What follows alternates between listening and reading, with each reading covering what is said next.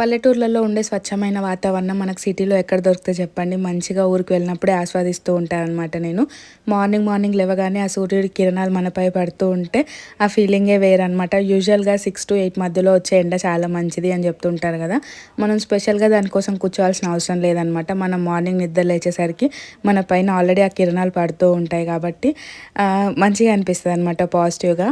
ఇంకా ఈరోజు mini vlog special ఏంటి అంటే కర్రీ పండగ అనమాట. కర్రీ పండగకి మేమేం స్పెషల్ చేసుకున్నాము అన్నదైతే ఈ మినీ వ్లాగ్లో మీతో షేర్ చేసుకుంటాను. దానికోసమే అన్ని ప్రిపరేషన్స్ అయితే చేసుకుంటున్నాను అనమాట. చికెన్, మటన్ ఇంకా చికెన్ ఫ్రై కూడా చేద్దాము అన్నట్టయితే అనుకుంటున్నా.